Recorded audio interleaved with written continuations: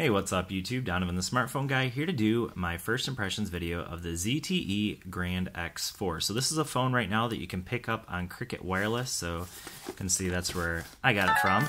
Actually just got it today, and this is my first impressions video. I've had it for about 6 hours in hand, and so I want to talk about what I think about it and whether I think it's worth the price. So right now it's $80 on Cricket Wireless if you have an activation or if you activate the phone. But you can get it fully, the full price, of $130. I actually paid $2.35 to get this unlocked, so now it is GSM unlocked as well, so that's really nice. So let's start out by talking about the specs and just kind of take a look at the phone itself. So it's a 5.5 inch 720 screen, and so let's go ahead and take a look at that screen. So you get in real close and you can see that, you know, while it is 720p, it does look very nice. And so this is at about half brightness right now, and it looks very nice. You really don't see any of those pixels until you get into really small text. That was the first time I could ever really see any pixels. But for 5.5 inch and you know, 720p screen, I think it looks really nice. So that's definitely a thumbs up in my opinion. With 720p, another thing that you got to think about is that you're going to conserve a lot of battery at 720, so that's nice. So that's the screen. It does have a fingerprint sensor, which let's go ahead and show that real quick. So 1, 2, 3. See how fast that works. So 1, 2, 3. 1, 2, 3. 1, 2, 3. So it's not the fastest fingerprint sensor, but it works really well. It's very accurate. Rarely does it miss, and so I give the fingerprint sensor definitely 8.5 out of 10 because it works 99% of the time, and maybe not the fastest fingerprint sensor, but it works quite well. So it has a 13 megapixel camera with a with autofocus, and then also it does have that LED light on the back. We have our speaker on the back here. We'll take a listen to that in a little bit. We have a noise canceling microphone at the bottom and Type-C. Now that is pretty fantastic, I think, for a budget phone to have Type-C. Right now is awesome in my opinion. So it has metal banding around the outside, or metal frame, and that is our power button, which if you can see that, I don't know if we can get that into focus, but it has a nice, very tactile feel to it. Same thing with the volume rocker, nice tactile feel to those as well. You have a noise canceling microphone up at the top along with the headphone jack, and then this is our SIM tray that also doubles as our micro SD card expansion. So this has 16 gigs of onboard storage. So we'll go ahead and look at those specs right now. So I had those up on Chrome a little bit earlier. 5.5 inch, we already talked about that. So there's 16 gigs of onboard storage. You can put up to a 64 gig card into it. I have a 32 gig card.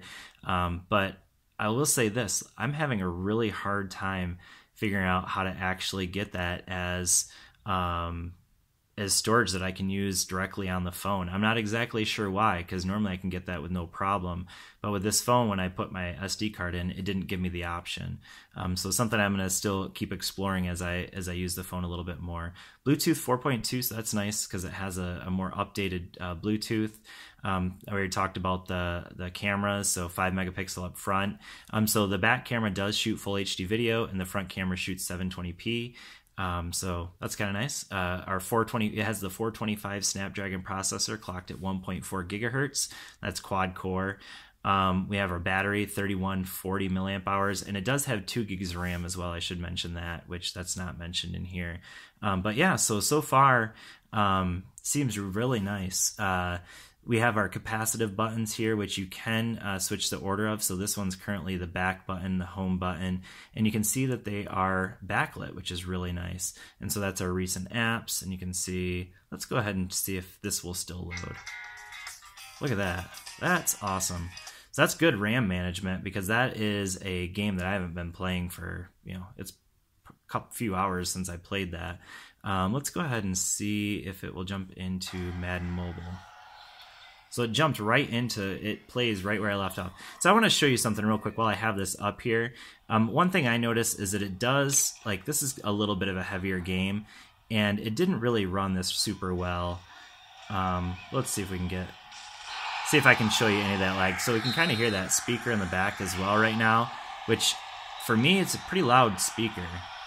Not a bad speaker at all. Let's go ahead and do one more real quick play, just so I can show you that, well, see, it's running it pretty well right now, so.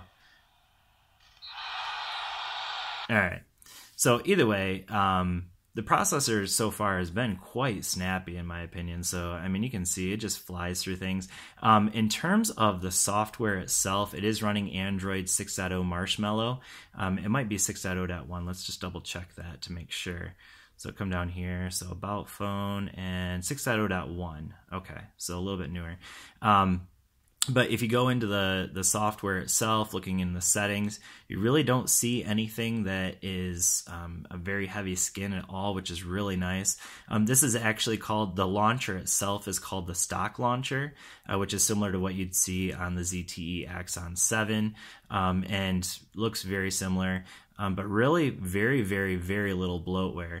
Now, normally I would run Nova Launcher on just about any phone that I use, but I think I might stick with the stock launcher in this one just because it looks nice and it really is pretty much stock. I'll go ahead and get rid of that browser and sub it out for Chrome, and I'll probably put Google Messenger in there as well. But overall, I think the feel of this launcher is very nice. I really like that it fades out the background in the back and just brings the apps up front with that app tray. So that's a real nice feature as well. But so far, it's hard to find anything that I really dislike about this phone. Let's go ahead and take a couple pictures just to kind of see how that works. So I'm in pretty bright lighting, so there's me. So the front-facing camera, I will say, didn't seem all that fantastic. We can see, looking at my nose. All right, so too close there. All right, too close and personal there. Let's go turn around and take a picture here of the mouse that I have sitting here. So a lot of detail there. So yeah, I mean, the camera so far, it's certainly not a high-end camera. It's not gonna compete with like Samsung or anything.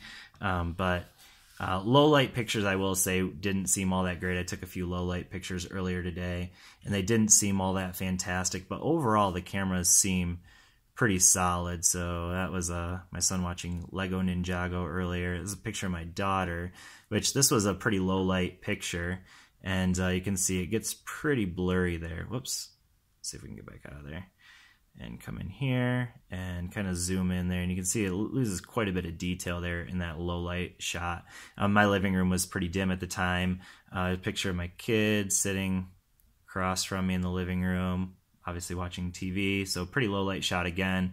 And again, it was not all that fantastic, but well-lit circumstances, you're going to get really good shots, but in low light, it's not going to be fantastic. So battery life, so far, I'm going to say seems very good. It's gone through about 30% battery, and screen on time has been quite a bit. So I think initial impressions is that you should be able to get a day of battery life with no problem on this. In terms of the things that I think as maybe being kind of the weaknesses of this phone, I would say build quality for me is good. The fingerprint sensor is good. Battery life seems really good. The software seems really nice.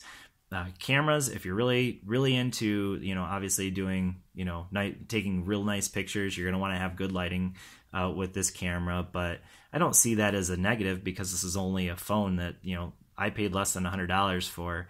So cameras seem really good. I'd say the screen quality seems really nice. Obviously 1080p would be better, but 720p on this 5.5 inch screen looks really nice.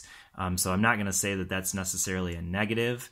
So really the only thing I can think of that would be a negative right now for me in my initial impressions would be the fact that it only has 16 gig of internal storage, and I can't find a way to put apps into that storage. So you get what you get. Now you can put videos, you can put, when I go in here to my storage, and maybe if somebody in the comment section can tell me how to do that, that would be fantastic, because I would love to be able to move apps to my SD card. But when I go in here into storage, I can't find a way, and when I put it in, it didn't give me any options to do it.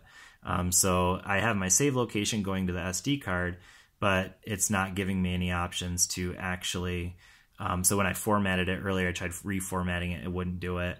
So not really sure what's going on there, but maybe, I don't know, somebody can help me out with that one. But anyways, a fantastic phone. I don't know if I mentioned this already, but I paid $2.35 to get it unlocked, so it is fully GSM unlocked now. And I found that on eBay. So if you're interested in that, I'll go ahead and leave a link in the description as well. So anyways, I hope this has been helpful for you. Fantastic phone. Go ahead and pick one up at Cricket Wireless. If you buy it online, you don't have to pay the $25 activation fee, which is really nice. So anyways, I hope this has been helpful for you. Thanks for watching, and I will see you all in the next video. Peace.